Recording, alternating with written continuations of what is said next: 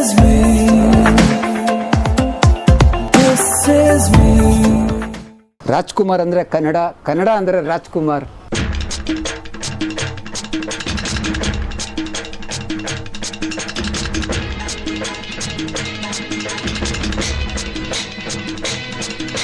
ನನ್ನ ಮಾತೃಭಾಷೆ ಉರ್ದು, ನಾನು ಕನ್ನಡಕ್ಕೆ ಪ್ರೀತಿಸೋದು ಜಾಸ್ತಿ.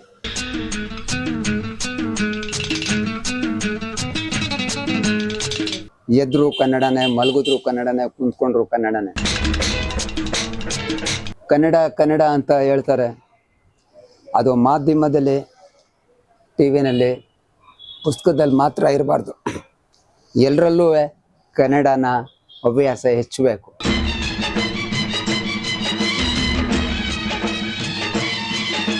ಕನ್ನಡವೇ ಸತ್ಯ, ಕನ್ನಡವೇ ನಿತ್ಯ.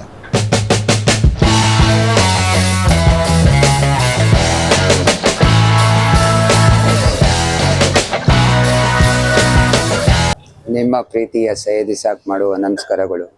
ಇದು ಸಾರ್ವಜನಿಕ ಗ್ರಂಥಾಲಯ, ರಾಜೀವ್ ನಗರ 2ನೇ ಹಂತದಲ್ಲಿದೆ, ಮೈಸೂರಲ್ಲಿ. ಇದು 13 ವರ್ಷಕ್ಕೆ ಕಾಲಿಟ್ಟಿದೆ, ಇವಾಗ 12 ವರ್ಷ ತುಂಬಿ. ಮತ್ತು ಇದು ಏಪ್ರಿಲ್ 9, 2021ರಲ್ಲಿ ಇದನ್ನು ಗ್ರಂಥಾಲಯ ಸುಟ್ಟು ಕರ್ಕಲಾಯಿತು. ಮತ್ತು ಇದು ಮರು ಉದ್ಘಾಟನೆ ಆಯಿತು. 2022ರಲ್ಲಿ ಮರು ಉದ್ಘಾಟನೆ ಆಯಿತು. ತಿರ್ಗಾ ಹೊಸ್ದಾಗಿ ಕಟ್ಟಿ ಇದು ಜನ ಹೊಸ ದುಡ್ಡು ಕೊಟ್ಟಿದ್ರು. ಆ ದುಡ್ಡಲ್ಲಿ ಮತ್ತೆ 3.5 ಲಕ್ಷ ಕೊಟ್ಟಿದ್ರು. ಅದರಲ್ಲಿ ಇನ್ನೂ 1.5 ಲಕ್ಷ ಹಾಕಿ 5 ಲಕ್ಷ ಗಂಟೆ ಆಯಿತು. ತಿರ್ಗಾ ಇದು ಮರು ಉದ್ಘಾಟನೆ ಆಗಿ ದಿನಕ್ಕೆ 150 ಜನ ಬರ್ತಾ ಇದ್ದಾರೆ ಓದಲಿಕ್ಕೆ ಇಲ್ಲಿ. ಮತ್ತು ಪುಸ್ತಕಗಳು 30ರಿಂದ 35, 40 ಪುಸ್ತಕ ಹೋಯ್ತಾ ಇದ್ದಾವೆ. ತಿರ್ಗಾ ಓದ್ಕೊಬಂದು ಹಿಂದಕ್ಕೆ ತೊಗೊಂಡು ಬಂದು ಕೊಡ್ತಾ ಇದ್ದಾರೆ. ಹೇಳೋದೇನೆಂದರೆ, ಈ ಗ್ರಂಥಾಲಯ ಯಾಕೆ ನಡೆಸ್ತಾ ಇದ್ದೀನಿ ಅಂದರೆ, ನಾನಂತೂ ಓದಿಲ್ಲ, ನಂತರ ಬೇರೆಯವ್ರು ಯಾರೂ ಆಗಬಾರ್ದು, ನನ್ನ ಉದ್ದೇಶ ಅಷ್ಟೇ. ಪ್ರತಿಯೊಬ್ಬರು ಕನ್ನಡ ಕಲಿಬೇಕು, ಕನ್ನಡ ಓದುವ ಹವ್ಯಾಸ ಹೆಚ್ಚಬೇಕು. ನಮ್ಮ ನಾಡಲ್ಲಿ ಅನೇಕ ಕನ್ನಡ ಕೊರತೆ ಕಮ್ಮಿ ಆಗ್ತಾ ಇದೆ, ಕೊರತೆ ಆಗ್ತಾ ಇದೆ. ಅದರಿಂದ ಹೆಚ್ಚಬೇಕು. ಪುಸ್ತಕಗಳು ಓದಬೇಕು, ಮತ್ತು ಪತ್ರಿಕೆಗಳು ಓದಬೇಕು. ಕನ್ನಡನ ನಮ್ಮ ಮನೆಗಳಲ್ಲಿ ಕನ್ನಡ ಅಪಾರವಾಗಿ ಬಳಸಬೇಕು. ನಾವು ಮಕ್ಕಳನ್ನ ಕನ್ನಡದಲ್ಲೇ ಮಾತಾಡಿಸ್ಬೇಕು. ನಾವು ಸರ್ಕಾರಿ ಶಾಲೆಯಲ್ಲಿ ಮಕ್ಕಳಿಗೆ ಹಾಕಬೇಕು. ನಾವು ಪ್ರೈವೇಟ್ ಶಾಲೆಯಲ್ಲಿ ಹಾಕಿದ್ರೆ ಕನ್ನಡವು ಜಾಸ್ತಿ ಕಲಿಯಲ್ಲ. ಕನ್ನಡ ಶಾಲೆಗಳಲ್ಲಿ ಹಾಕಬೇಕು ಮಕ್ಕಳನ್ನ. ನಾವು ಬಳಸೋ ಕನ್ನಡನೂ ಆ ಕನ್ನಡದಲ್ಲಿ ಅಪಾರವಾಗಿ ಅಪ್ಪಟ ಕನ್ನಡ ಆಗಿರಬೇಕು.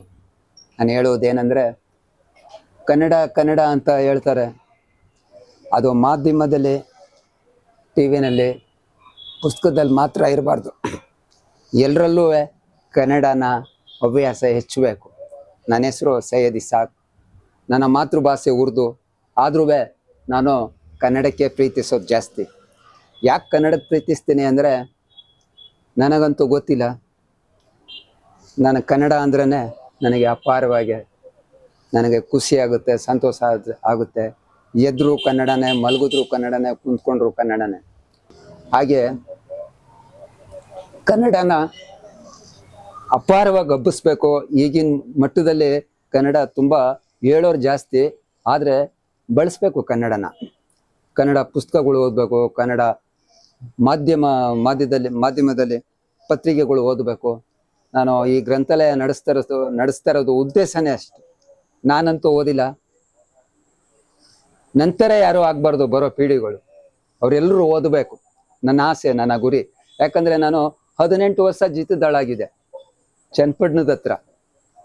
ನಾನು ಸುಮಾರು ಪುಡ್ಸಮ್ಮಪ್ಪ ಚೇರ್ಮನ್ರ ಮನೆ ಮತ್ತಿಕೆರೆಯಲ್ಲಿ, ನಾನು ಅವ್ರ ಮನೇಲಿ 6 ವರ್ಷ ಜೀತದಾಳಾಗಿದೆ. ಬಸವಯ್ಯರ ಮನೇಲಿ ಚಿಕ್ಕಮಗಳೂರು ಹತ್ರ ಅವ್ರು 4 ವರ್ಷ ಜೀತದಾಳಾಗಿದೆ. ಹಾಗೆ ನನಗೆ ಆವಾಗ ಓದಕ್ಕೆ ತುಂಬ ಆಸೆ ಇತ್ತು, ಆದರೆ ಓದೋಕೆ ಹೋದರೆ ನನಗೆ ಹೊಟ್ಟೆಗೆ ಹಿಟ್ಟು ಸಿಗ್ತಿರ್ಲಿಲ್ಲ. ಚಿಕ್ಕವನು 7 ವರ್ಷದ ವಯಸ್ಸಲ್ಲೇ. ಅವಾಗ ಎಲ್ಲರೂ ಓದೋದು ನನಗೆ ಆಸೆ ಆಗೋದು.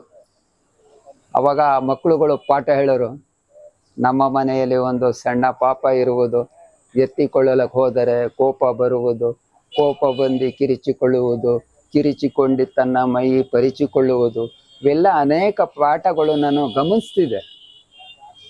ನನಗೂ ಆಸೆ ಓದಕ್ಕೆ, ಆದರೆ ಓದೋಕೆ ಆಯ್ತಿರ್ಲಿಲ್ಲ. ಓದೋಕೆ ಹೋದ್ರೆ ನನಗೆ ಹೊಟ್ಟೆಗೆ ಇಟ್ಟು ಸಿಗ್ತಿರ್ಲಿಲ್ಲ.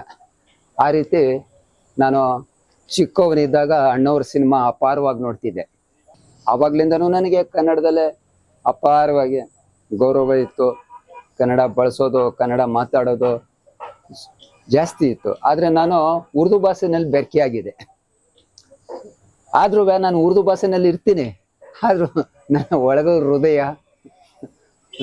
ನಾನು ಯೋಚನೆ ಮಾಡೋದು, ಯೋಚನೆಗಳು ಅವೆಲ್ಲ ಕನ್ನಡನೇ ಬರೋದು.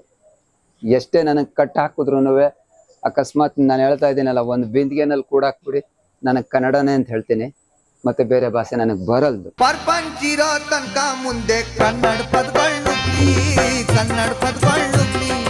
ಅದರಿಂದ ಆಮೇಲೆ ಏನಾಯ್ತು, ಈ ಗ್ರಂಥಾಲಯ ಮಾಡಬೇಕು ಅಂತ ನನಗೆ ಮನ್ಸಲ್ಲಿ ಬಂತು. ಅವಾಗ ನಾನು ಗಾರೆ ಕೆಲಸ ಮಾಡ್ತಿದ್ದೆ. ಕಲ್ಲೋರೋದು, ಮಣ್ಣೋರೋದು, ಈ ಕಕ್ಕಸ್ ಲೈನ್ಗಳು, ಗುಂಡಿಗಳು ಹೊಡೆಯೋದು, ಇವೆಲ್ಲ ಈ ಕಕ್ಕಸ್ ಲೈನ್ಗಳು ಕೊಡೋದು, ಮತ್ತೆ ಟೈಲ್ಸ್ ಕುಂಡ್ರೋಸೋದು, ನಲ್ಲಿ ಕೆಲಸ ಇವೆಲ್ಲ ಮಾಡ್ಕೊಂಡು ಬರ್ತಾ ಇದ್ದೆ. ಅವಾಗ ಏನಾಯ್ತು, ನಾನು ಜಲ್ಲಿ ಹೊಡಿತಿದ್ದೆ. ಜಲ್ಲಿ ಅಂದರೆ ಒಂದು ಲೋಡ್ ಬೋಡ್ರಸ್ನ ತರಿಸ್ಕೊಂಡು 1200 ರೂಪಾಯಿ ಒಂದು ಲೋಡ್ ಬೋಡ್ರಸ್ಸು ನಾನು ಒಬ್ಬನೇ ಕುಂತ್ಕೊಂಡು, ನಾನು ನನ್ನ ಹೆಂಡ್ತಿ ಇಬ್ರು ಸೇರ್ಕೊಂಡು ದಿನ 40 ಬಾಂಡ್ಲಿ ಜಲ್ಲಿ ಹೊಡಿಯೋರು. ಇದೇ ರಸ್ತೆನಲ್ಲಿ ರಾಜೀವ್ ನಗರ 2ನೇ ಅಂತ ಅಲ್ಬದರ್ ಮಸೀದಿ ಮುಂಭಾಗ ಇದು ಈ ರಸ್ತೆ ಇರೋದು. ಇಲ್ಲೇ ನಾನು ಜಲ್ಲಿ ಹೊಡ್ಕೊಂಡಿದ್ದೆ. ಆವಾಗ ಒಂದು ಹೋಟ್ಲಿದೆ ಇಲ್ಲಿ, ಟೀ ಹೋಟ್ಲು. ಅದರ ಎದುರುಗಡೆ ಜನ ಎಲ್ಲ ಬರೋರು. ಆ ಹೋಟ್ಲಲ್ಲಿ ಒಂದು ಕನ್ನಡ ಪತ್ರಿಕೆ ಇರ್ತಿರ್ಲಿಲ್ಲ. ಅವಾಗ ನನ್ನ ಮನಸ್ಸಲ್ಲಿ ಏನಾಯ್ತು, ಕನ್ನಡ ಪತ್ರಿಕೆ ಹಾಕ್ಬೇಕು ಅಂತ. ಅದಕ್ಕಿಂತ ಮುಂಚೆ ನಾನು ಕುಂತ್ಕೊಳ್ಳೋ ಜಾಗದಲ್ಲಿ ಹೊಂಗೆ ಮರಗಳಿದ್ದಾವೆ. ನಾವು ಕೂಲಿ ಕೆಲ್ಸಕ್ಕೆ ಹೋಗ್ತಿದ್ದೆ. ನನಗೆ ಬಂದು ಕೂಲಿ ಕೆಲ್ಸಕ್ಕೆ ಕರ್ಕೊಂಡು ಹೋಗೋರು. ಆವಾಗ ಆ ಮೋರಿ ಎಂಡಲ್ಲಿ ಅಣ್ಣವರು ಒಂದು ಪತ್ರಿಕೆ, ಹಳೆ ಪತ್ರಿಕೆ, ಅದ್ರೊಳಗೆ ಫೋಟೋ ಇತ್ತು, ಅದರಲ್ಲಿ ಬಿದ್ದಿತ್ತು ಮೋರಿಲಿ. ನಾನು ಎತ್ತಿ ಅದನ್ನು, ನಾನು ಜಲ್ಲಿ ಹೊಡಿತಿದ್ನಲ್ಲ ಆ ಜಾಗದಲ್ಲಿ ಒಬ್ಬರು ಗಾರೆ ಕೆಲಸದವ್ರು ಇದ್ದಾರೆ, ಅಬ್ದುಲ್ ವಾಜಿದ್ ಅಂತ. ಅವ್ರ ಕೈಲಿ ಓದಿಸ್ದೆ. ಅಣ್ಣವ್ರ ಫೋಟೋ ಇದೆ, ಏನು ಇದು ಓದೇಳೋಣ ಅಂತ. ಅವ್ರು ಸುಮಾರು ಡೈಲಾಗ್ಗಳು ಹೇಳಿದ್ರು. ಅವಾಗ ಆ ಡೈಲಾಗ್ಗಳು ಕೇಳ್ಕೊಂಡು ನನಗೆ ಆಸೆ ಆಯಿತು. ಅವಾಗ ಈ ಹೋಟ್ಲ್ ಎದುರುಗಡೆ ಒಂದು 30 ರಿಂದ 40 ಜನ 50 ಜನ ಬರೋರು. ಬೆಳಗ್ಗೆ ಹೊತ್ತು 8 ಗಂಟೆಗೇನು ಒಂದು ಕನ್ನಡ ಪತ್ರಿಕೆ ಇರ್ತೀನಿಲ್ವಲ್ಲ. ನಾನು ಹೇಳಿದೆ, 2 ಪತ್ರಿಕೆ ಹಾಕಮ್ಮ ಅಂದ್ಬಿಟ್ಟು ಆ ವೈನ್ ಕರ್ಕೊಂಡೋಗಿ 2.5 ರೂಪಾಯಿ ಮೈಸೂರು ಮಿತ್ರ ಮತ್ತು ಆಂದೋಲನ ಪತ್ರಿಕೆ ತಗೊಬಂದೆ. ಅಲ್ಲಿ ಮರದಂಡಲ್ಲಿಟ್ಟೆ. 5 ಜನ ಬಂದರು, 6 ಜನ ಬಂದರು, 8 ಜನ ಬಂದರು, 10 ಜನ ಬಂದರು, ಓದಿದ್ರು. ಆಮೇಲೆ ಜಲ್ಲಿ ಹೊಡಿತಿದ್ನಲ್ಲ ಅದ್ರ ಪಕ್ಕದಲ್ಲೇ ಆಮೇಲೆ ಜನ ಹೇಳಿದ್ರು, ಡೈಲಿ ನೀನೇ ತರ್ತಾ ಇರೋದು ಪತ್ರಿಕೆ ಅಂತ. ಹ್ಞೂ ಅಂತ ಹೇಳಿದೆ. ಅವಾಗ ಹೇಳಿದಾಗ, ನೀನು ಒಳ್ಳೆ ಕೆಲಸ ಮಾಡ್ತಾ ಇದೀಯ ಅಂತ ಹೇಳಿದ್ರು 3-4 ಜನ. ಅವಾಗ ಏನಾಯ್ತು, ನನಗೆ ಆಸೆ ಎಷ್ಟು ಒಳ್ಳೆ ಕೆಲಸ ಮಾಡ್ತಾರ ಅಂತ ಹೇಳಿದ್ರು.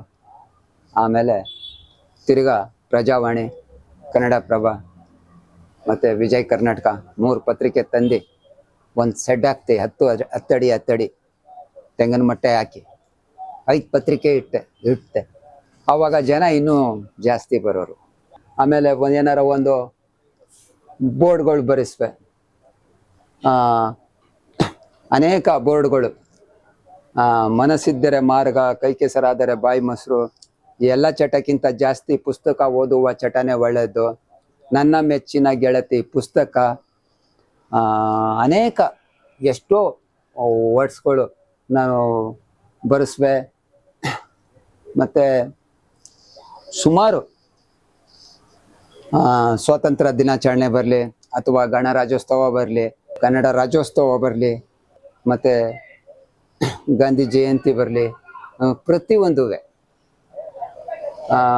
ಕನ್ನಡ ಹಬ್ಸೋದು ನಮ್ಮ ಕರ್ತವ್ಯ. ಯಾಕಪ್ಪ ಕನ್ನಡ ಅಂದರೆ, ನಾವು ಕನ್ನಡದ ನೆಲದ ಮೇಲಿದ್ದೀವಿ. ಈ ಗಾಳಿ, ಈ ವಾತಾವರಣ, ಈ ನೆಲ, ಈ ಜಲ, ಇವೆಲ್ಲ ಕನ್ನಡದವು. ಕನ್ನಡನ ಅಪಾರವಾಗಿ ನಾವು ಮನಸ್ಸಿಂದ ಹಬ್ಬಿಸ್ಬೇಕು. ಪ್ರತಿಯೊಬ್ಬರಿಗೂ ನಾವು ಮನೆಗಳಲ್ಲಾಗ್ಲಿ ಕನ್ನಡನ ಅಪಾರವಾಗಿ ಬಳಸ್ಬೇಕು, ಮಕ್ಳುಗಳ್ನ ಹೇಳ್ಕೊಡ್ಬೇಕು. ಅನೇಕ ಇವಾಗ ಎಷ್ಟೋ ಜನ ಹೇಳ್ತಾರೆ, ನನ್ನನ್ನು ಗುರಿಯನ್ನು ಮಾಡಿದ್ರು, ನೀನು ಉರ್ದು ಭಾಷೆಯವನು, ನೀನು ಉರ್ದು ಹೆಚ್ಚಿಸ್ಬೇಕು, ನೀನು ಉರ್ದುವನೇ ಆಗಿ ಅಂತ ನಾನು ಹೇಳಿದೆ. ನೋಡಿ, ನಾವು ಯಾವ ನೆಲದ ಮೇಲೆ ಇದ್ದೀವಿ? ಭಗವದ್ಗೀತೆ ಎತ್ತು ನೋಡಿ, ಕುರಾನ್ ಎತ್ತು ನೋಡಿ, ಬೈಬಲ್ ಎತ್ತು ನೋಡಿ. ಎಲ್ಲದಕ್ಕಿಂತ ಮೊಟ್ಟ ಮೊದಲು ಯಾವ ನೆಲದ ಮೇಲೆ ಇದೆಯಾ ಆ ನೆಲಕ್ಕೆ ಮೊಟ್ಟ ಮೊದಲು ಗೌರವಿಸು. ಅದರಲ್ಲೇ ಬರೆದಿದೆ, ಯಾವ ನೆಲದ ಮೇಲೆ ಇದೆಯಾ ಆ ಭಾಷೆನ ಮೊಟ್ಟ ಮೊದಲು ಗೌರವಿಸ್ಬೇಕು ಅಂತ. ಆದರೆ ಯಾವ ನೆಲದ ಮೇಲೆ ಹುಟ್ಟಿದೀವೋ ನಾವು ಆ ನೆಲಕ್ಕೆ ಮೊಟ್ಟ ಮೊದಲು ಗೌರವಿಸ್ಬೇಕು, ಆ ಭಾಷೆನ ಮೊಟ್ಟ ಮೊದಲು ಗೌರವಿಸ್ಬೇಕು. ಒಂದು ಗ್ರಂಥಾಲಯದ ಹತ್ರ ಒಂದು ಪುಸ್ತಕ ಓದ್ತಾ ಇರಲಿ, ಒಂದು ಪತ್ರಿಕೆ ಓದ್ತಾ ಇರಲಿ, ನನಗೂ ಆಸೆ ಬರುತ್ತೆ, ನಾನು ಪುಸ್ತಕ ಓದಬೇಕು, ಪತ್ರಿಕೆ ಓದಬೇಕು, ನಾನು ಕಲಿಬೇಕು. ನನಗೆ ಸಿಗ್ನೇಚರ್ ಬರಲ್ಲ, ನನಗೆ ಸಿಗ್ನೇಚರ್ ಕಲಿಬೇಕು. ಯಾರು ತಾಯಿ ಹೊಟ್ಟೆಯಿಂದ ಯಾರು ಕಲ್ತು ಬರಲ್ಲ. ಮಹಾತ್ಮ ಗಾಂಧಿ ಆಗಲಿ, BR ಅಂಬೇಡ್ಕರ್ ಆಗಲಿ, ಎಲ್ಲರೂ ಹಿರಿಯವರಾಗ್ಲಿ, ಯಾರೇ ಆಗಲಿ, ಎಲ್ಲ ಈ ನೆಲದ ಮೇಲೆ ಹುಟ್ಟೆ ಎಲ್ಲ ಪ್ರತಿಯೊಂದು ಕಲಿಯೋದು. ಇವಾಗ ಹಿರಿಯವರು ಇನ್ನೊಂದು ಮಾತು ಏನು ಹೇಳ್ತಾರೆ ಅಂದರೆ, ಅದೇ ಒಂದು ದೇವಸ್ಥಾನ ಕಟ್ಟಿ, ಒಂದು ಮಸೀದಿ ಕಟ್ಟಿ, ಒಂದು ಚರ್ಚ್ ಕಟ್ಟಿ, ಅಲ್ಲೇನಾಗುತ್ತೆ ಅಂದರೆ ಭಿಕ್ಷಾ ಕೇಳೋರು ಸಾಲ ಕುಂತಿರ್ತಾರೆ.